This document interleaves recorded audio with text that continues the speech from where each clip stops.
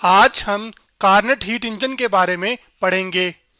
तो heat engine हमारे पास असल में एक ऐसी डिवाइस है जो कि कन्वर्ट करती है हीट को मैकेनिकल वर्क में। जबकि जो कार्नेट हीट इंजन है ये भी असल में कन्वर्ट हीट को मैकेनिकल वर्क में ही करता है, लेकिन असल में ये एक थ्योरेटिकल इंजन है। यानी कि इस इंजन को जहन में रख के जो रियल लाइफ इंजन हैं उनको बनाया जाता है। जो कार्नेट हीट इंजन है ये थ्योरेटिकल इंजन होने के साथ साथ ये असल में आइडियलाइज्ड इंजन है। जबकि आइडियलाइज्ड इंजन का मतलब ये है जिसकी जो एफिशिएंसी है वो एक्चुअली 100% है। जबकि एफिशिएंसी क्या होती है? Efficiency is the ratio of useful output energy to total input energy. इसको आप यूं समझ सकते हैं जैसे कि हमारे पास ये जो कार्स होती हैं, इनमें कार्स या ट्रक्स में एक्चुअली क्या होता है कि या तो पेट्रोल इंजन इस्तेमाल होता है या फिर डीजल इंजन इस्तेमाल होता है। जबकि जो पेट्रोल एंड डीजल इंजन है ये असल में हमारे पास रियल वर्ल्ड इंजन हैं। और रियल वर्ल्ड इंजन की खास बात ये होती है कि इनमें एक्चुअली एनर्जी लॉस होती है। तो अब आपके पास ये जो गाड़ियां होती हैं इसमें जो फ्यूल जो कि पेट्रोल या डीजल इंसर्ट किया जाए तो वो सारे का सारा फ्यूल असल में कार की मोशन में इस्तेमाल नहीं होता, बल्कि कुछ ना कुछ वो ज़ाया होता है हीट की फॉर्म में, साउंड की फॉर्म में, वो असल में एनर्जी यूज होके। तो जो आपको आउटपुट हासिल हो रही थी ना, यूजफुल आउटपुट, वो तो एक्चुअली कार की मोशन है ना। और जो इनपुट आप दे रहे हैं वो एक्चुअली क्या है? वो फ्यूल है। तो जो फ्यूल की एनर्जी है वो ज्यादा होगी असल में आपके पास जो आउटपुट में आपको एनर्जी हासिल होगी। और यही चीज हमें एफिशिएंसी से पता चलती है।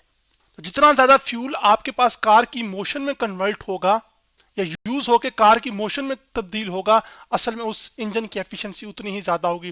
जैसे पेट्रोल और डीजल इंजन में जो डीजल इंजन है वो ज्यादा एफिशिएंट है।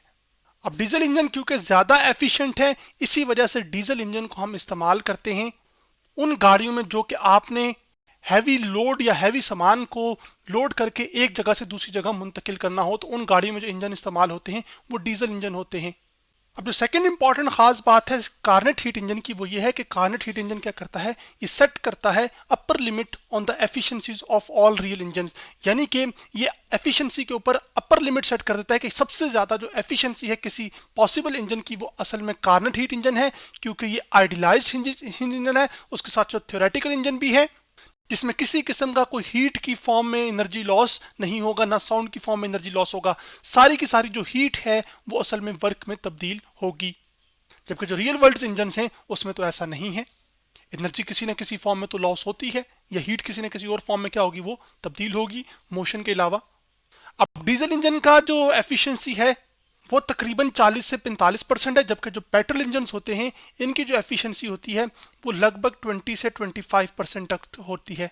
इसका मतलब है सिर्फ 20 से 25% तक फ्यूल ही असल में इस्तेमाल होता है या कन्वर्ट होता है या यूज होता है कार की मोशन को तब्दील करने के लिए। बाकी जो है आपके पास 75 to 80% क्या होता है? वो लॉस होती है एनर्जी इंजन के पार्ट्स को रन करने में, हीट करने में, साउंड प्रोड्यूस होने में, इस तरह से। अब हम इस चीज को डिस्कस करेंगे कि कार्नेट जो हीट इंजन है ये कंस्ट्रक्ट कैसे किया जाता है, इसके क्या क्या कंपोनेंट्स हैं, और उससे फिर चीजों को अंडरस्टैंड करेंगे। जो कार्नेट हीट इंजन है ये असल में ऑपरेट करता है दो टेम्परेचर रिजर्वायर्स के बीच, जिसमें एक हमारे पास ये वाला जो हिस्सा है ये एक्चुअली होता है हॉट टेम्परेचर रिजर्वायर, जबकि इसमें ये जो TH है ये एक्चुअली टेम्परेचर है हॉट रिजर्वायर का।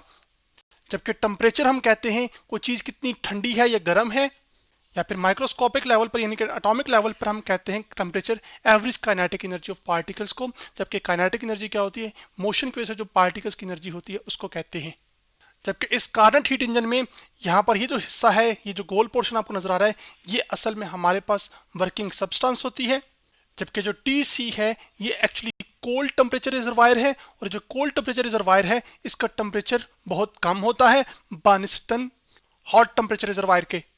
जबकि यहाँ पर जो W है ये एक्चुअली रिप्रेजेंट कर रहा है वर्क डन को जब हीट फ्लो करती है हॉट टेम्परेचर रिजर्वायर से वर्किंग सब्सटेंस तक। तो वर्किंग सब्सटेंस जो वर्क करती है उसको एक्चुअली ये W से रिप्रेजेंट किया जा रहा है, वो वर्क डन है। जबकि यहाँ पर आपके पास ये जो QH है ये असल में बता रहा है हीट को जो कि ट्रांसफर हो रही है किससे? हॉट रिजर्वायर से किसको? वर्किंग सब्सटेंस को। तो QH हमारे पास, Q हम सिंबल हीट का है, H का मतलब ये है कि जो हीट है ये ट्रांसफर हो रही है from hot reservoir to working substance.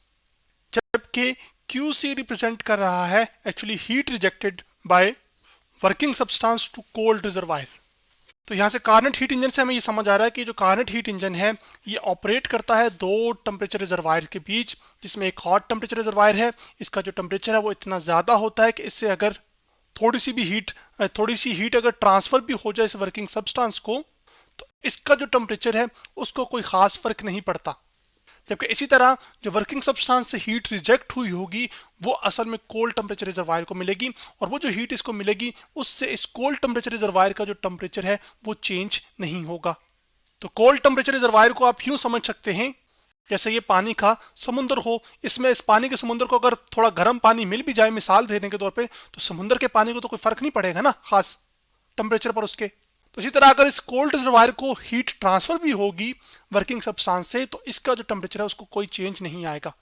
तो अब जो हीट सब आपके पास सप्लाई होगी हॉट टेम्परेचर रिजर्वायर से वर्किंग सब्सटेंस को, तो ये जो वर्किंग सब्सटेंस है हमारे सिनेरियो में अभी हम इसको एक आइडियल गैस लेंगे।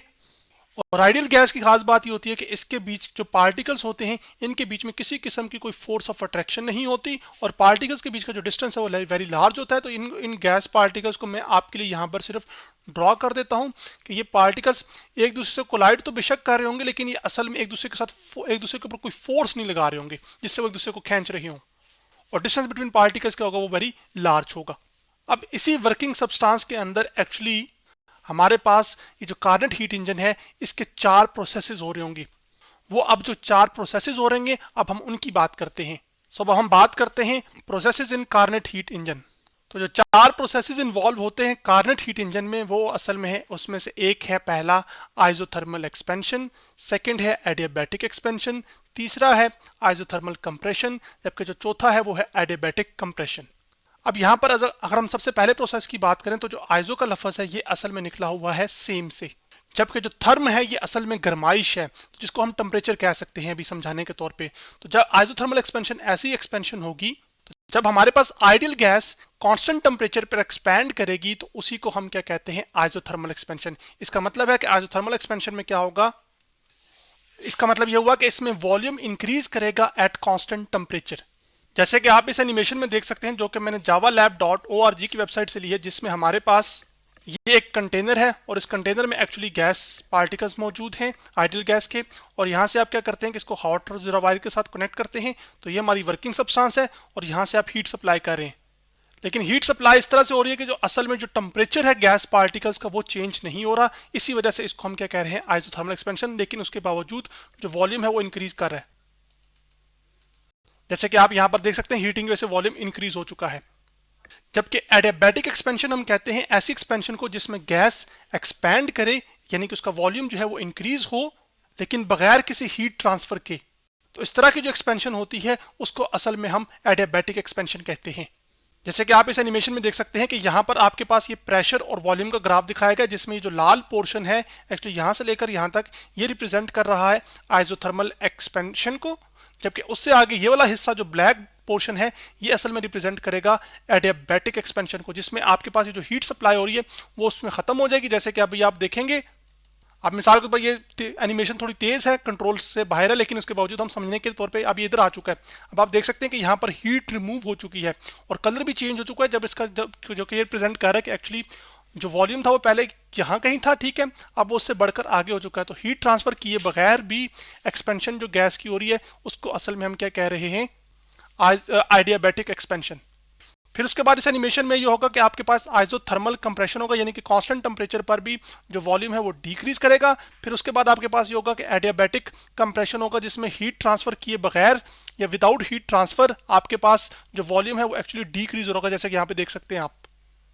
तो आइजोथर्मल कंप्रेशन क्या है, इसमें वॉल्यूम डिक्रीज करता है एट कांस्टेंट टेम्परेचर, इसी को हम असल में आइजोथर्मल कंप्रेशन कहते हैं। जबकि एडियाबैटिक कंप्रेशन हम कहते हैं volume decreases without heat transfer, यानी कि हीट ट्रांसफर हुए बगैर आपके पास गैस का जो वॉल्यूम है वो एक्चुअली क्या करता है, वो डिक्रीज करता है।